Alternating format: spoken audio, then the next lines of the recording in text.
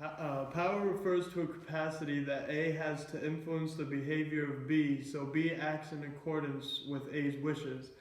Someone can thus have power but not use it. It is a capacity or potential.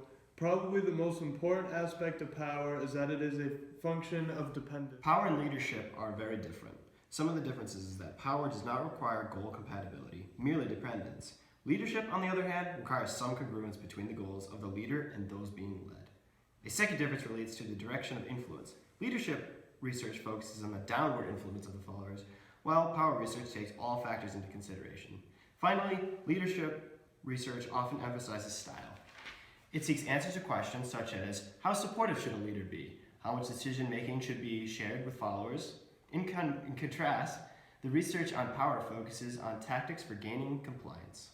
So there are 5 bases of power: coercive power, reward power, legitimate power, expert power, and referent power. The first 2 powers that we're going to be talking about are the coercive power and reward power. Coercive power is where you are in fear that you are going to get in trouble for doing something, so you, in your head, think not to do that because you don't want to get in trouble. And that's the exact opposite of reward power, where reward power is if you do something and you know that you're going to get something for it, whether it be some money or just like a little snack for little kids, you're going to want to do it because you know you're going to get that reward in the end. The next base of power that we'll be covering is legit power. It represents the formal authority to control and use organizational resources based on a structural position in the organization. The next base of power that we'll be covering is expert power. The expert power is influence wielded as a result of expertise, special skills, or knowledge. Referent power, based on identification with a person who has desirable resources or personal traits. The first base of power that we're going to act out is coercive power. Mark, if you don't get off your phone, man, I'm going to have to take it away. Alright, fine. The power that we'll be acting out is reward power. Hey Mark, I've seen you've been doing your work very well. I'm going to give you your phone back. Thank you. So there are 9 power tactics. We're going to go through one by one and name and explain each one. The first is legitimacy. Relying on your authority position or saying that a request accords with organizational policies or rules. Second, rational persuasion. Presenting logical arguments and factual evidence to demonstrate that a request is reasonable. Third, inspirational appeals. Developing emotional commitment by appealing to a target's values, needs, hopes, and aspirations. Fourth, consultation.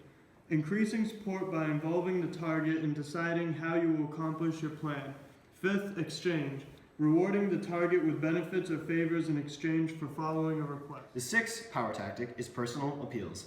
This is asking for compliance based on friendship or loyalty.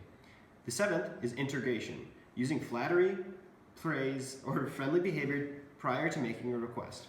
The eighth is pressure, using warnings, repeated demands, and threats. 9 is coalitions, enlisting the aid or support of others to persuade the target to agree.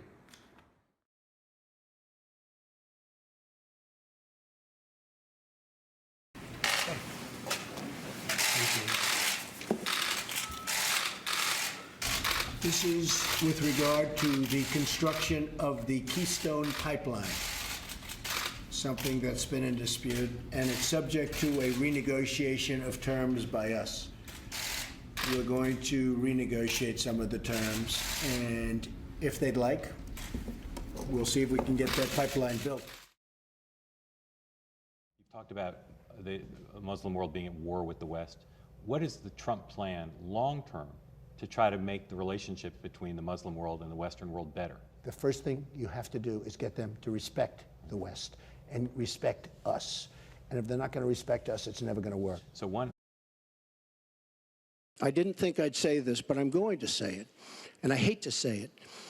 But if I win, I am going to instruct my Attorney General to get a special prosecutor to look into your situation, because there has never been so many lies, so much deception.